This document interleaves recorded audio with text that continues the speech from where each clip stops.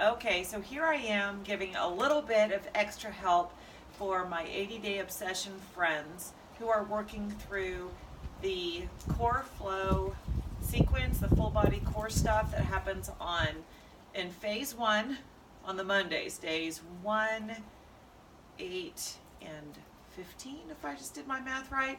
Those first 3 Mondays, we've got these repeating movements, and we do have a modifier in the video, but this is additional modifications for people who just need a little extra help. I've made the statement several times and I'll make it again. If you have diastasis recti, I do not recommend this program for you unless you have completed at least through module 10 of the diastasis recti recovery system. That way you understand where you are in your modification process and you know which things need certain form adjustments.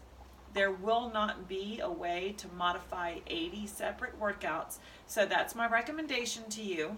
However, some people are past module 10, they need a little extra help, or there's people that have other issues and injuries that might need this as well, specifically like lower back or tummy issues or flexibility issues. So I'm going to go over most of the exercises and give you a little extra help today. So let's start with this squat.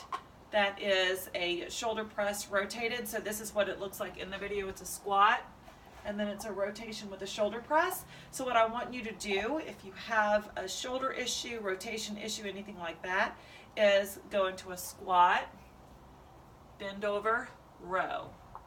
Squat, bend over, row. It's going to take you a few extra seconds, but you're going to get the shoulder, the lat, and the legs all done without having to worry about the twist, without having to worry about going over the head or shoulder issues. Second move I want to talk about is the lateral bear crawl. So you've got the band around your legs normally in the bear crawl, but I'm going to show you without lifting the knees off the ground. Oh, I'm sorry, the band goes around the arms, not around the legs in the bear crawl. I apologize. So we are going to use the band. We're going to put it around our hands, okay, and my knees are going to be stable on this mat, and my hands are going to move without the legs. So I'm moving, hands, bring it back, then left, then center, then right, then center, then left, then center, okay? So that way you can go a total of 10 with out and back being 1, out and back being 2. And that way you can stabilize yourself on your knees. Some people just cannot lift the knees or have reasons to not be in that lifted quadruped position. By the way, anytime that you're doing any kind of bear crawl, a big part of the purpose is to not wiggle the hips. And so I see a lot of people doing their bear crawl. Sorry, Saves, my mascot Sabian's back here helping me. I see a lot of people doing bear crawl like this. Okay, wagging their tail like Sabian would. Instead, if you're doing it full out, then you need to have a little guy sitting on your back and trying not to drop him. That's when it becomes a full body exercise with any of those types of movements. So start peppering that into your practice. You'll see a big difference in what you get out of that exercise. Okay, then I wanted to go over spider plank. Spider plank has the knee coming up to the arm with the band around the feet. Flip the band on here, using yellow just for practice and to show you. As you know, in the program you have several different options. It's like I cannot get enough room on this porch. Okay, so the regular exercise is up in a lifted plank like this. So this works. Switching side to side with less of a lever is still a lot of core work, stabilizing your spine. Now, if being on your hands is an issue, then you can take it to standing like so. Okay?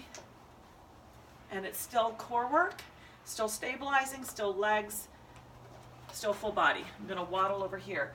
We've got Renegade Row Twist. Well, this is a tough exercise, huh? Renegade Row Twist looks like this on the video, where we've got that happening. Okay, so an obvious one would be to leave the knees down and just do the row and get in the lat and the core work and keep everything stable, super long from head to knees. If this is too much of a lever, you just bring the knees in a little bit more and you renegade row from there. From boat lat pull down. So anytime that you're doing a boat pose, the actual boat lifting of the legs is optional. I believe Carrie does that in the video. But also, this dropped back position can be really hard on the core and really hard on the lower back.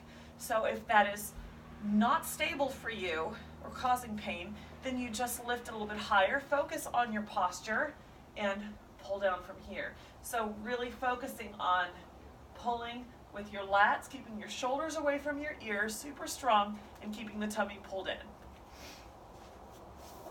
See, I told you I had several I wanted to go over today.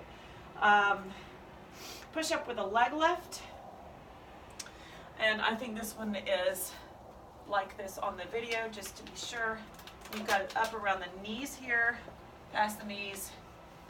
We're doing push up from the knees to modify it here, and lift, here, and lift. So reduce the lever if you need less of a lever, like that, and then you've got more of a donkey kick back. It's still working upper body, lower body, and core, all at the same time.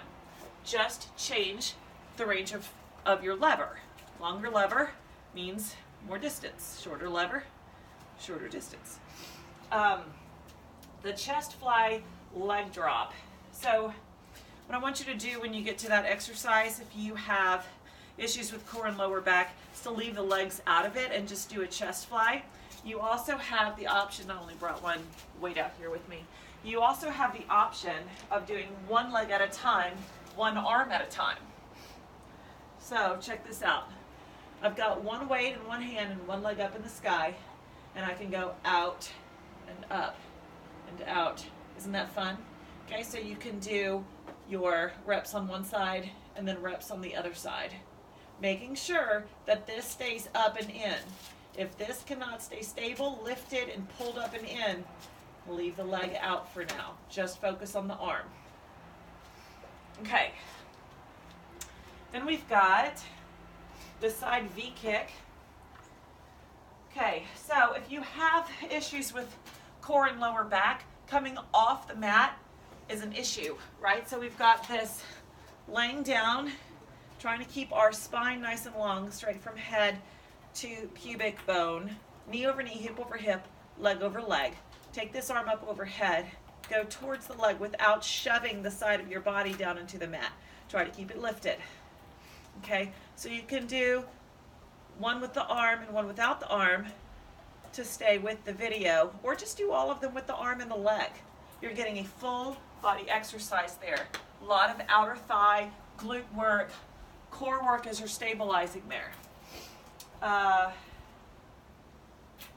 The C-curve bicep, I'm just going to leave this on for now.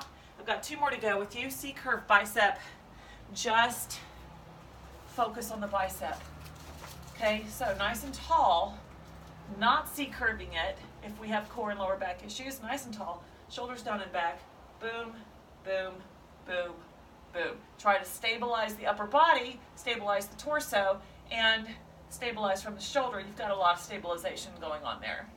Got one more, and that is the side plank knee pull. So this one I think is hard on a lot of people's hips and knees. So we can leave that inside knee down, right?